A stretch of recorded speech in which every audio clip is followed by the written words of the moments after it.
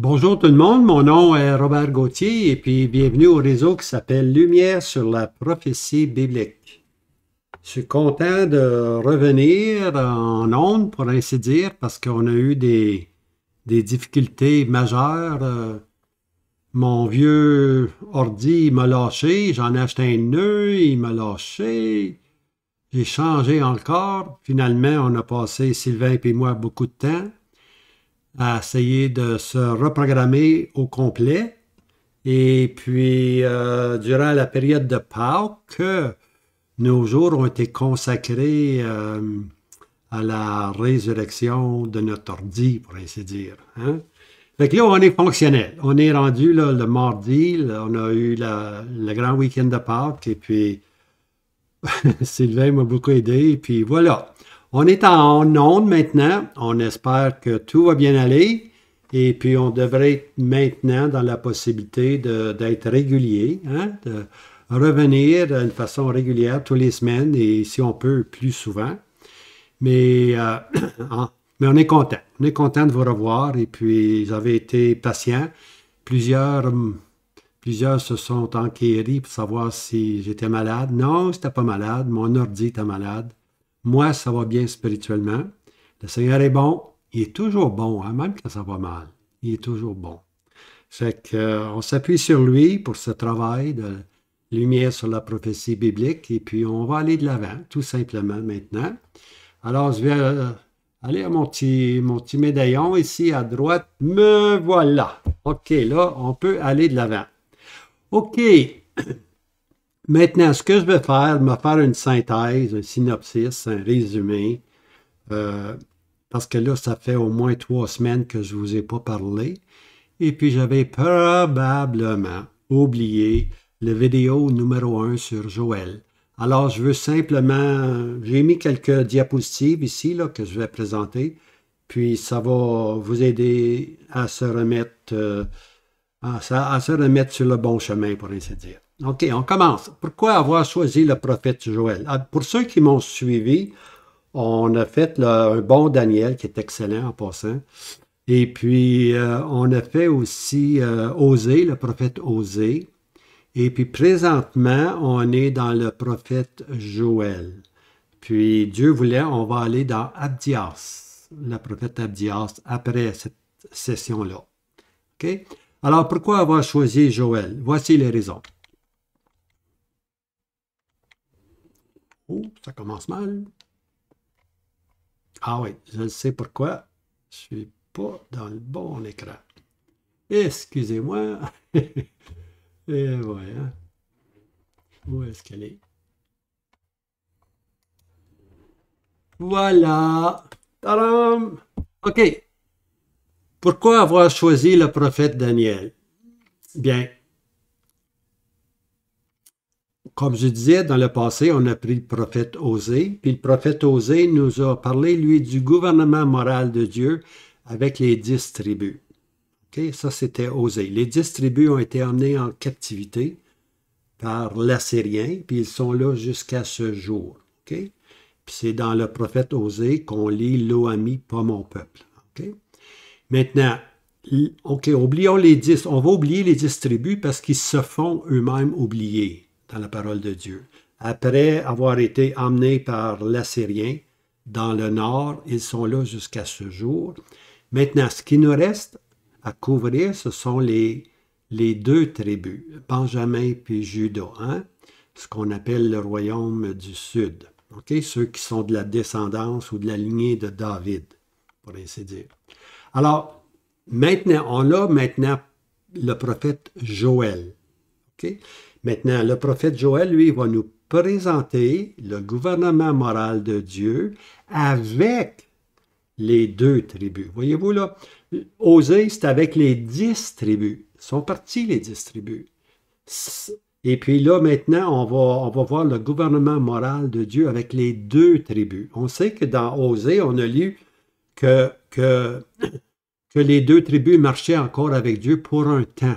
Ils ont marché peut-être 125 ans, mais plus tard, ils ont agi pire que les 10 tribus. Hein? Okay. Alors, c'est Joël maintenant qui nous Avec Joël, on va zoomer maintenant sur les deux tribus. Puis c'est bien important parce que c'est encore les deux tribus aujourd'hui qui sont appelés les Juifs. Ceux qui sont en Israël depuis 1948 sont des deux tribus, on les appelle les Juifs. Jews, c'est les Juifs. OK? On continue. Joël est le prophète des J. Ça, je l'ai mentionné plusieurs fois, mais ici, je vais faire encore une petite synthèse. J. Joël va s'occuper de Juda, il va s'occuper de Jérusalem, puis il va s'occuper de Judée, puis il va s'occuper des Juifs. Okay? Alors, on peut comprendre que Joël, c'est le prophète des J.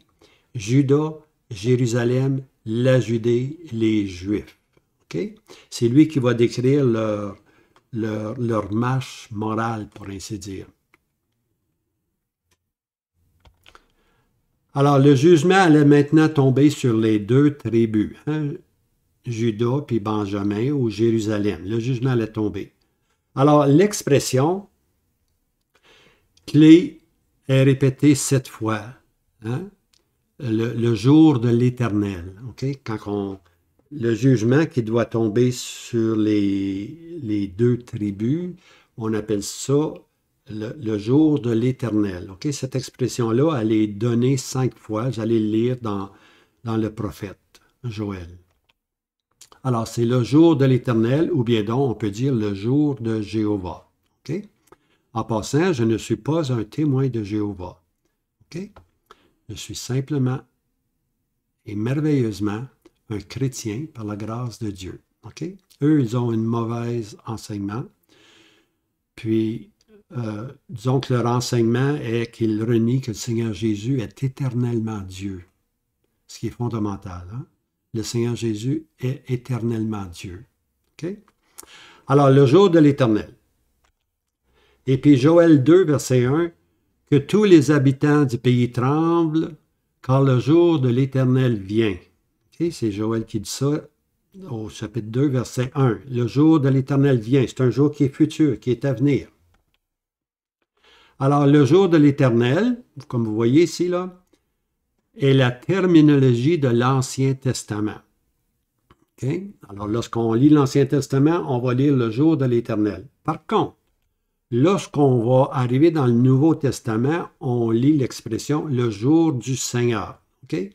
Alors, le jour de l'Éternel, le jour du Seigneur, c'est la même chose, excepté qu'un est employé en hébreu, puis l'autre employé en grec, okay? Dans le Nouveau Testament. Alors, ces deux expressions-là, faites-vous-en pas, sont identiques. Okay? Non seulement ils sont identiques, mais ils couvrent ou ils signifient la même période. Okay? C'est une période. Le jour de l'Éternel, c'est une période. On va voir ça pas dans cette vidéo-ci, dans cette vidéo-là, mais dans la prochaine. Okay? On va voir cette période, la période qu'elle couvre, la longueur de cette période, pour ainsi dire. Exemple. Exemple, là, je vous donne un exemple du jour du Seigneur de l'Ancien Testament. C'est naturellement, on s'en va dans 1 Thessaloniciens 5, versets 2 et 3. Car vous savez vous-même, hein, parfaitement. C'est intéressant ça. Vous savez vous-même parfaitement. Je pense que c'est important là, d'être bien aligné là-dessus. Là. Que le jour du Seigneur vient comme un voleur dans la nuit.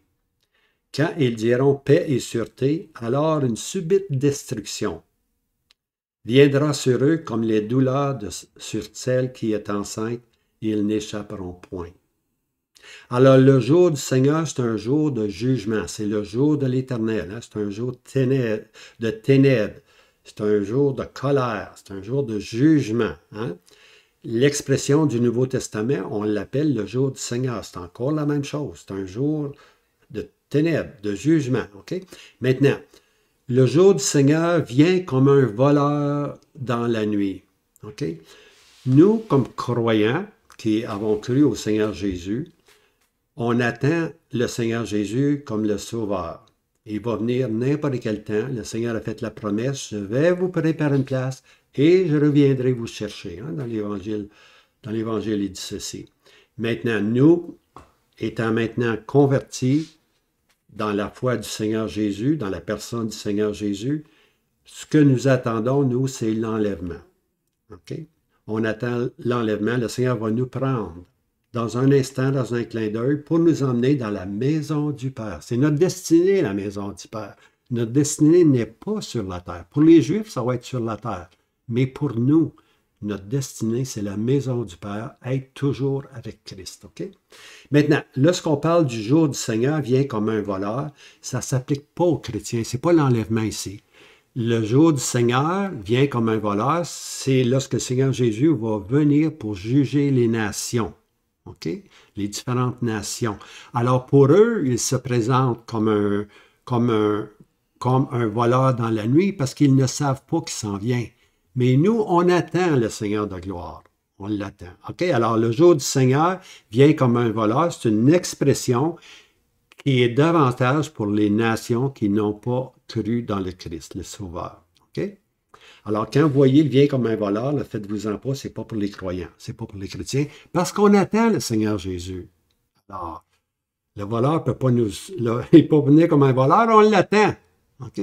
Habituellement, quand le voleur vient, on ne l'attend pas. Vous connaissez ça.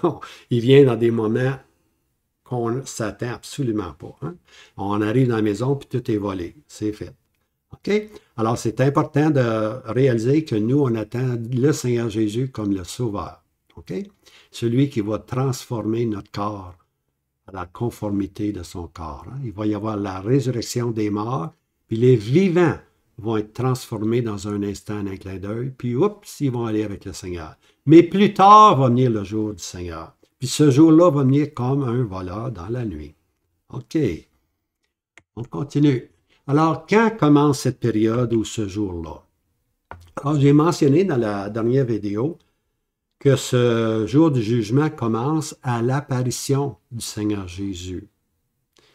Je n'ai pas dit à la venue du Seigneur Jésus, j'ai exactement dit à l'apparition du Seigneur Jésus, parce qu'il y a une différence entre la venue du Seigneur Jésus puis l'apparition du Seigneur Jésus. C'est ce qu'on va regarder rapidement. OK, remarquez, je n'ai pas dit la venue du Seigneur Jésus. Voilà. Parce qu'à la venue du Seigneur Jésus, tout est grâce. Hein? Matthieu 25, le Seigneur Jésus, Matthieu 25, c'est les 10, hein? Les 10 vierges qui se sont endormies, tout simplement. Hein? Comme l'époux tardait à revenir, ils se sont assoupis et puis se sont endormis. OK? C'est ça qui est arrivé. Alors, lorsque le cri se fait attendre, voici l'époux. Ah, tout le monde se réveille, mais seulement les vierges, les 5 vierges sages ont, pour ainsi dire, l'huile. Alors, eux partent pour aller dans la présence du Seigneur Jésus. Alors, quand je dis tout est grâce, c'est parce que les 10 dormaient. OK? C'est important de saisir ceci, là. Les 10 dormaient. Alors si l'enlèvement a lieu, ce n'est pas sur le principe des mérites, les 10 dormaient. C'est uniquement, exclusivement, puis gracieusement, la grâce divine de notre Sauveur, le Seigneur Jésus, qui vient nous chercher. Hein? Alors, on peut s'attendre que l'état de l'Église va aller, avec le temps, décroissant, peut-être à un tel point que tous vont dormir, mais le Seigneur Jésus va venir pareil. Hein? Alors, on l'attend pareil, le Seigneur Jésus. Alors ça, j'ai terminé avec mon vidéo numéro 1 et maintenant, je commence la vidéo numéro 2, hein, la venue et l'apparition du Seigneur Jésus. C'est là que je vais faire la différence entre la venue et l'apparition. Pour vous autres, ça semble être une unité? Non. C'est 2 étapes, pour ainsi dire. La venue du Seigneur Jésus, elle a 2 étapes. OK? Il vient... Écoute, je vais l'expliquer. Je n'irai pas plus vite que j'ai l'ordi devant moi. OK, voici. La venue et l'apparition du Seigneur Jésus. On va faire la différence. OK? C'est important de saisir la différence. C'est même merveilleux. Vous allez voir.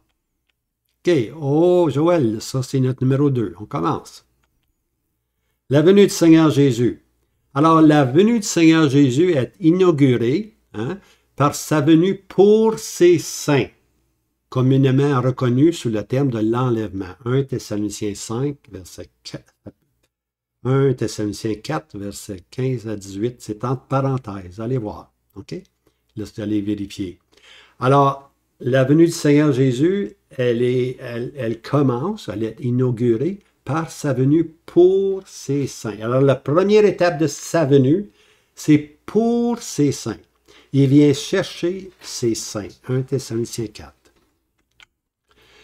Maintenant, si vous avez une bonne Bible littérale, comme moi j'ai la Darby, c'est une excellente Bible littérale, vous allez voir que ce passage-là, là, dans 1 Thessaloniciens 4, 15 à 18, il y a une parenthèse qui s'ouvre.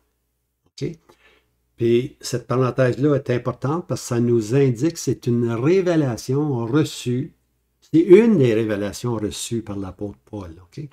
Alors, l'enlèvement, c'est une des révélations de l'apôtre Paul.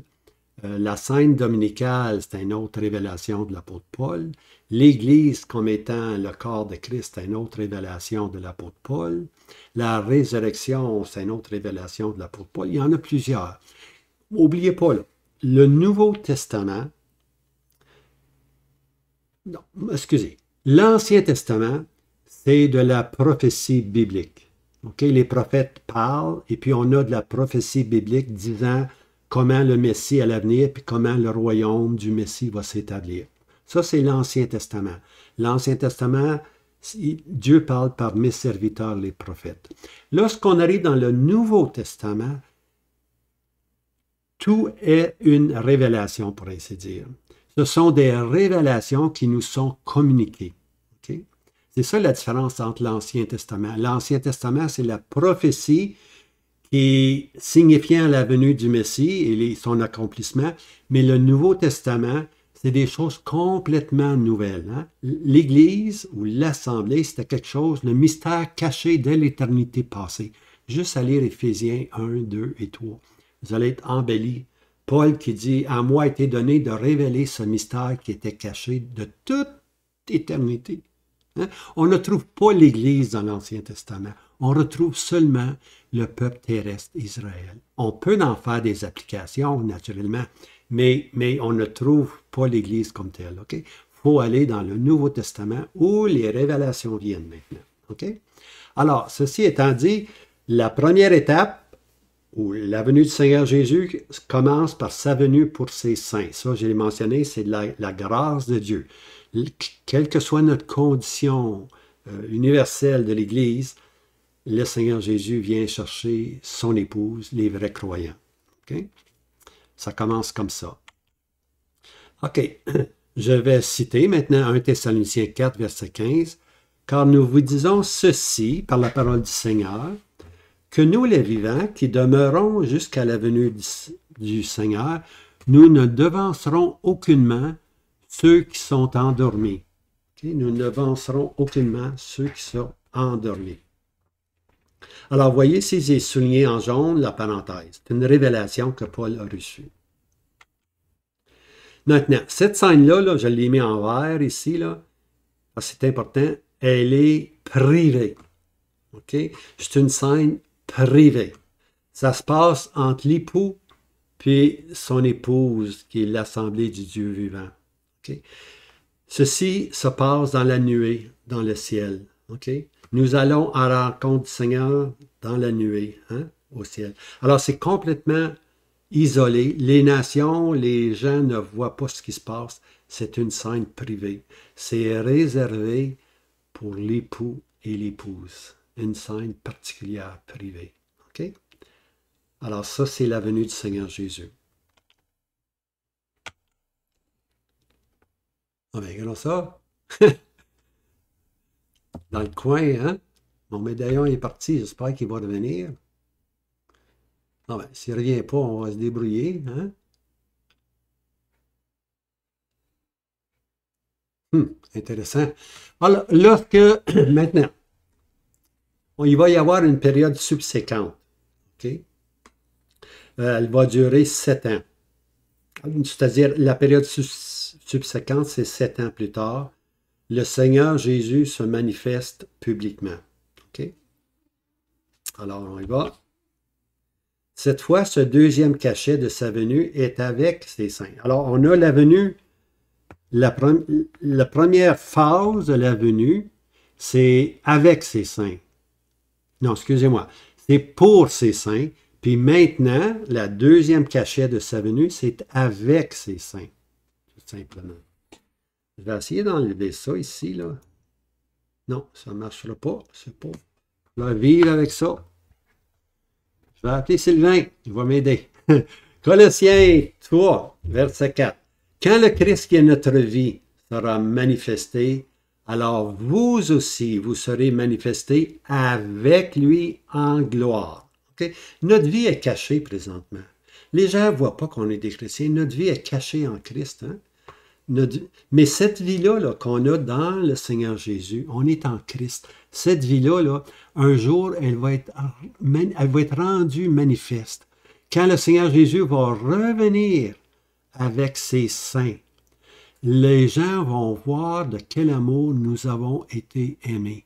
Nous qui sommes les bafoués de ce monde, hein, les rejetés de ce monde, les nations vont voir la gloire qui nous a été donnée. On va être avec Christ. Okay?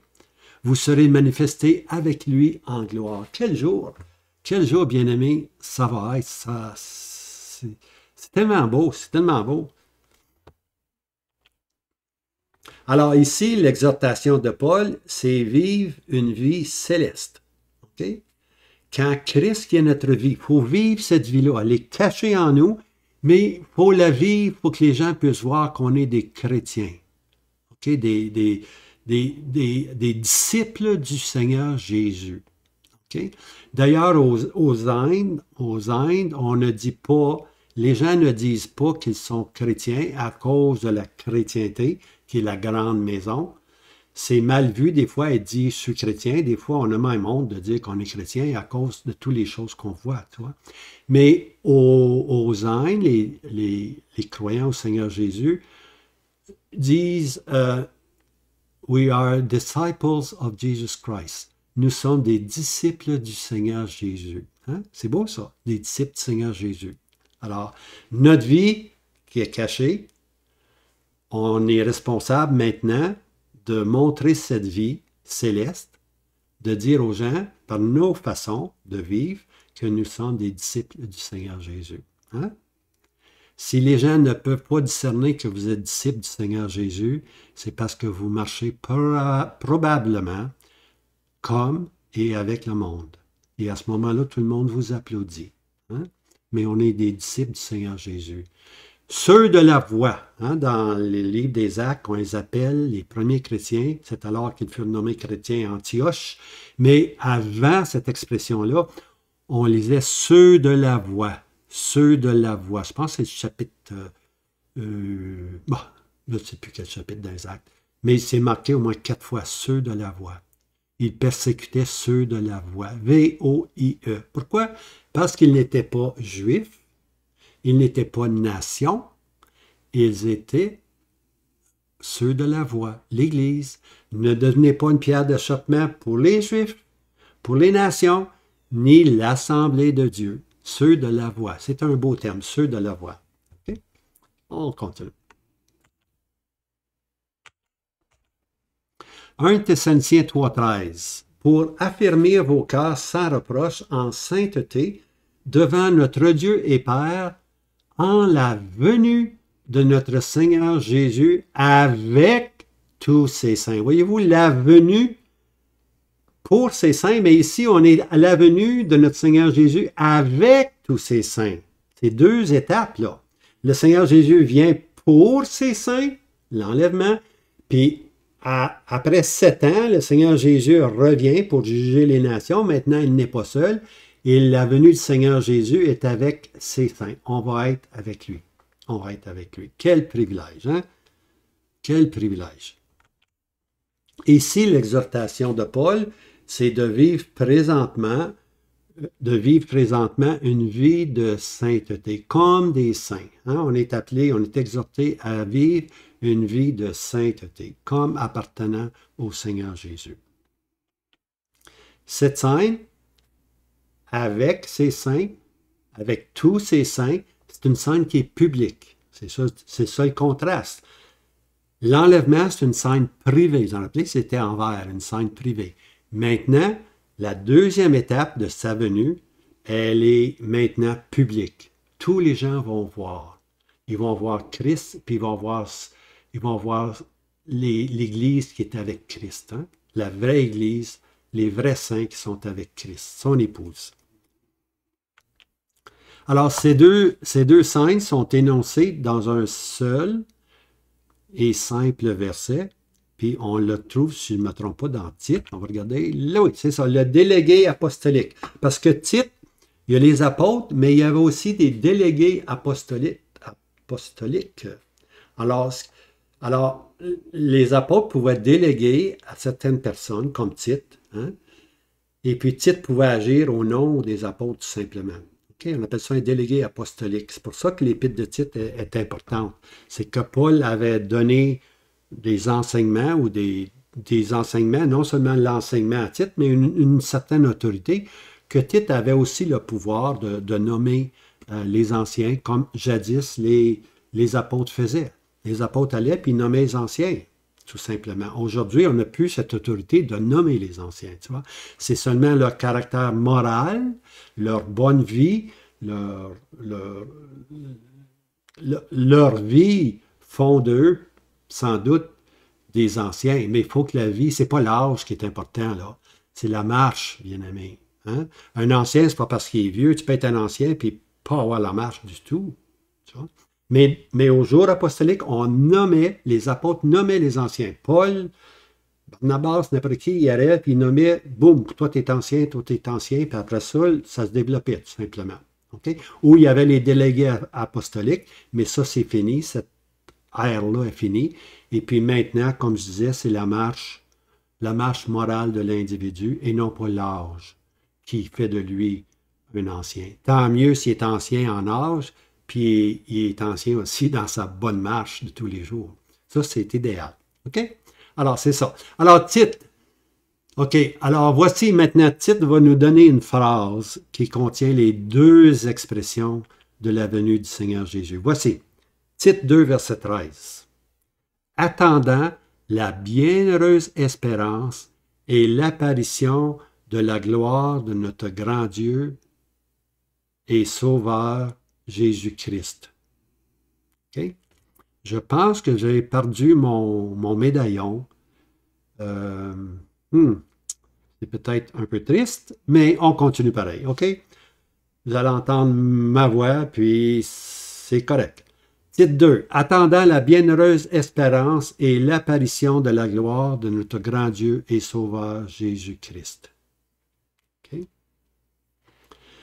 Alors ici, on voit là que la bienheureuse espérance, ça parle de l'enlèvement. Une scène privée. On va être enlevé. Ça, c'est la première étape. Puis la deuxième étape, c'est l'apparition de la gloire de notre grand Dieu et Sauveur Jésus-Christ. OK? Ça, c'est la venue maintenant du Seigneur Jésus avec ses saints. Le Seigneur va apparaître en gloire maintenant. Okay?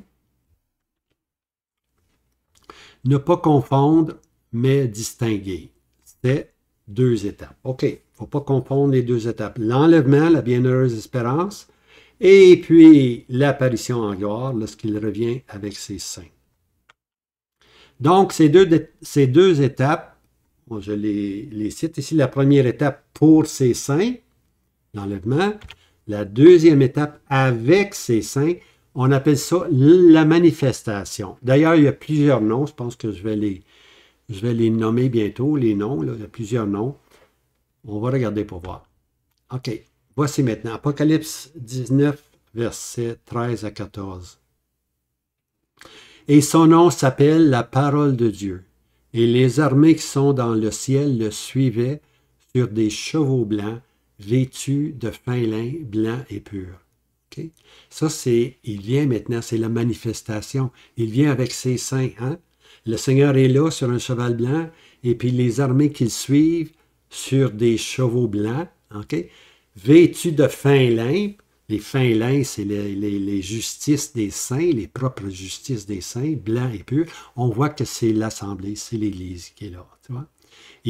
À d'autres places, on voit aussi les anges, mais ici, dans ce verset-là, quand c'est vêtu de fin lin, c'est exactement les justices des saints, l'Église. OK? Alors, ils le suivent sur des chevaux blancs. Alors, le Seigneur vient, puis les saints suivent, puis c'est la manifestation en gloire. On revient avec le Seigneur Jésus, puis le Seigneur Jésus vient juger le monde, on est avec lui.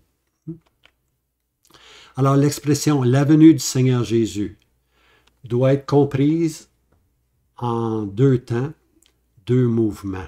Okay? Doit être comprise en deux temps, deux mouvements. Vous allez me comprendre. Alors, le premier temps, ou le premier mouvement, c'est privé.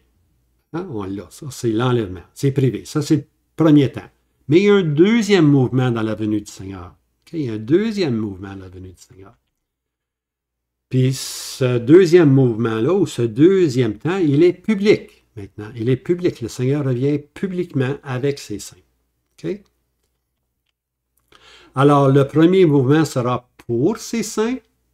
Le deuxième mouvement sera avec ses saints. Voyez-vous, là? C'est pour ça que je dis deux temps, deux mouvements. La venue, c'est deux temps. Un temps privé, un temps public. OK? Il ne faut pas confondre le privé et le public, simplement. OK? Parce qu'il y a une étape qui est pour ses saints. Il faut que ça soit pour ses saints avant qu'il revienne avec ses saints. Voyez-vous? C'est l'ordre magique. On s'en va avec le Seigneur, puis on revient avec le Seigneur plus tard. Maintenant, ce premier temps et mouvement, ça a un nom. OK? Ça a un nom, excusez-moi. Le premier temps et mouvement porte le nom caractéristique, et voici le nom caractéristique, l'enlèvement ou la bienheureuse espérance. Ça, c'est le premier temps, l'enlèvement ou la bienheureuse espérance. Okay? Maintenant, on arrive, cette étape se résume en un mot, la grâce de Dieu. Hein? L'enlèvement, c'est la grâce de Dieu, bien-aimé. N'oubliez jamais ça, c'est la grâce de Dieu. Ça ne dépend pas de nous, parce que ça dépendait de nous, et on serait endormi. On serait simplement endormi comme les 10 vierges. Mais c'est la grâce de Dieu. Dieu n'oublie pas sa promesse. Je vais vous préparer une place et je reviendrai vous chercher. OK? Tout ça, c'est la grâce merveilleuse de notre Sauveur. OK, le deuxième temps ou mouvement porte par contre plusieurs noms caractéristiques. Là, ça devient intéressant. Là. Puis c'est là que plusieurs, excusez-moi, c'est là que plusieurs chrétiens ne font pas la différence. OK? Puis je vais vous nommer les termes. OK, l'apparition de Jésus-Christ. Ça, c'est la deuxième étape de sa venue. La venue du Seigneur Jésus, premièrement, est l'enlèvement. La deuxième étape, c'est l'apparition de Jésus-Christ. Là, vous regardez ici, là, vous arrêtez la vidéo pour aller voir ces versets-là. Tite 2.13. Je m'en irai pas, là, moi. Prenez le temps. Tite 2.13, 1 Timothée 6.14, 2 Timothée 4.8. OK? Ça, c'est une expression. Une autre expression, c'est la manifestation de Jésus-Christ. OK? Alors là, c'est 1 Pierre 5, verset 4, puis 1 Jean 2, verset 28. OK? Maintenant, une autre expression. La révélation de Jésus-Christ. Lorsqu'on lit le Nouveau Testament, on va lire ces expressions-là. L'apparition de Jésus-Christ, la manifestation de Jésus-Christ, la révélation du Seigneur Jésus. Celle-là, elle est dans 2 Thessaloniciens 1, verset 7, puis 1 Corinthiens 1, verset 7. OK? Maintenant, il y en a une autre. Oh, celle-là est différente un peu. La journée de notre Seigneur Jésus. Ça, c'est dans 1 Corinthiens 1, 18. Alors, ces quatre expressions-là veulent dire la même chose, tout simplement. Hein? Je tourne en arrière encore là. L'apparition, la manifestation, la révélation ou la journée de notre Seigneur Jésus, c'est la deuxième partie de sa venue lorsqu'il vient avec ses saints pour juger le monde. Hein? Il va faire son apparition, il va faire sa manifestation, il va se révéler comme Jésus-Christ. Ça va être vraiment la journée du Seigneur Jésus lorsqu'il se manifeste publiquement. Tout aussi simple que ça. Maintenant, je vais aller un peu plus loin. Cet aspect public, OK, cet aspect public-là, couvrira ce qu'on appelle la responsabilité individuelle et collective. OK? La manifestation, la révélation, ça couvre la responsabilité individuelle ou bien donc collective. Et là, juste vous rappeler de ça, ça va aider à comprendre plus tard. Autrement dit, ce sera un jour de jugement, certes, oui. Le jour de l'Éternel, ça va être un jugement, hein? Mais aussi un jour où tout ce qui aura été fait pour son nom recevra une récompense. Okay? D'un côté, tu as le caractère jugement, mais de l'autre côté aussi, tu as le caractère de tout ce qui a été fait pour son nom va recevoir une récompense. La femme qui avait seulement 2 pites, hein, elle a donné ses 2 pites. Le Seigneur Jésus dit que on va se souvenir d'elle. Tu vois? Parce qu'elle a donné tout ce qu'elle avait. Son voisin pouvait avoir donné 10 000 lui. Mais elle n'avait que 2 pites, hein, 2 sous, tout simplement, pour vivre. Elle les a donné les 2. Pensez-vous qu'elle va avoir une récompense? Ben oui, elle va avoir une récompense. Hey, beaucoup plus que celui qui a donné 10 000 puis il y en a 140 000 à la banque encore, tu vois. Dieu, c'est le moment où Dieu va mettre tout en lumière. Okay? Tout le service que vous avez fait, les sorties que vous faites pour visiter des personnes âgées, des sorties que vous faites pour visiter des gens qui sont pauvres, tout ça, là, tout ça, Dieu ne l'oublie pas. Puis la récompense va aller selon ta fidélité. Ta fidélité, tu reçois un ministère, tu reçois un service, fais-le comme pour le Seigneur. Puis laisse faire les récompenses de ce monde. Les récompenses vont venir au jour de la manifestation du Seigneur Jésus. Tu vas avoir une place particulière. Tu vas avoir une récompense particulière à cause de ta fidélité. Okay? Alors, c'est ça qui va se produire. C'est un aspect public. Okay? Maintenant, je me réserve une autre vidéo future. Et puis, dans cette vidéo-là, cet été, probablement, je vais le faire pour l'été, je prendrai chacun des passages qui font référence à les expressions qu'on a vues, l'apparition. Je vais sortir tous les versets du Nouveau Testament sur l'apparition, puis je vais expliquer pourquoi c'est employé ce terme-là, OK? La manifestation de Jésus-Christ, OK? La révélation du Seigneur Jésus, la journée de notre Seigneur Jésus. C'est parce que Paul il dit, j'ai combattu le bon combat. Pour moi, m'est réservé la couronne, hein, la couronne de justice, je pense qu'il dit. Alors il y a des choses qu'on fait, puis qu'on va récolter des couronnes pour, tu vois. Puis même Paul parle d'un certain rassemblement. Je vais le mentionner cet été. Paul parle d'un rassemblement qui a beaucoup travaillé avec ce rassemblement-là. Puis maintenant, il les exhorte à continuer à marcher dans le chemin de la voie. Okay? Il les exhorte à continuer parce qu'il dit dans ce jour-là, okay? Dans la journée de notre Seigneur Jésus, il va avoir une récompense si eux ont marché fidèlement. Okay? Alors, c'est ça qui est agréable, tu vois. On peut connaître un jeune couple de croyants, on les suit, on les exhorte, puis finalement, ils se forment un rassemblement. Mais la récompense va aller si eux persévèrent dans le chemin que tu as enseigné, dans le bon et juste chemin que tu as enseigné, tu vas avoir une récompense parce qu'ils ont suivi tes enseignements. C'est merveilleux, ça. C'est merveilleux, c'est encourageant pour n'importe qui fait un travail pour le Seigneur, tu vois. Que ce soit un évangéliste ou un docteur ou un pasteur, c'est extraordinaire, ça. Alors, cet été, je vais parler dans tous les épîtres, je vais sortir chacun des versets. Puis je vais vous démontrer pourquoi l'apôtre emploie cette expression-là, puis qu'est-ce qu'il faut retenir. Hein? Ça va être merveilleux, vous allez voir, ça va être beau. OK, la prochaine vidéo, nous regarderons 2 points. OK, là j'ai terminé. La prochaine vidéo, on va regarder l'inauguration du jour de l'Éternel. L'Ancien Testament, l'expression, le jour de l'Éternel ou le jour du Seigneur, Nouveau Testament. Comment que ça va commencer ou quand ça va commencer. Puis l'autre point, on va regarder quelle sera la fin du jour de l'Éternel, hein, ou du jour du Seigneur. À l'autre mot, là, on va couvrir la période. Puis vous allez être surpris la durée de cette période-là. Hein? Ça ne dure pas juste quelques années. Vous allez voir. OK? Alors, quand ça commence, puis combien longtemps ça va durer, c'est ça qui est la prochaine vidéo. Alors, écoutez, c'est un peu... je suis heureux de pouvoir communiquer avec vous une autre fois. Je vais garder le lien maintenant, la connexion. Puis si vous avez des questions, il y en a plusieurs qui me posent des questions. Moi, les questions, j'aime beaucoup les questions parce que les questions m'aident à méditer davantage le texte qui est questionné, tu vois. Et puis, comme je dis toujours, la Bible n'a pas besoin de béquilles. Hein? L'écriture par l'écriture. Il faut toujours aller par l'écriture.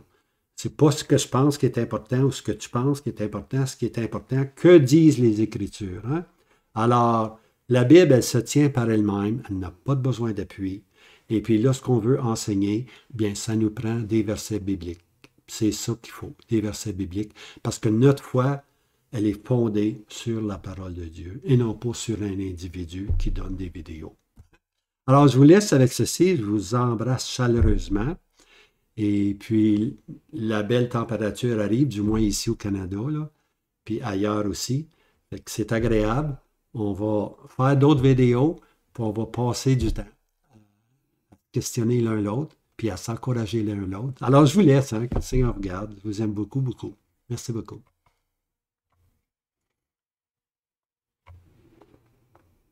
Oh, n'oubliez pas de vous abonner, hein, Lumière sur la prophétie biblique. Et puis, pesez sur la cloche. La cloche est bien importante. Ou un engrenage des fois, là. Mais la cloche est bien importante parce que la cloche signifie, va vous dire quand je fais une nouvelle vidéo. OK? Alors, vous allez être avisé automatiquement. Vous l'écoutez plus tard, ça ne me dérange pas, mais au moins vous le savez qui est là, qui vous attend. Alors, je vous laisse avec ceci. Merci.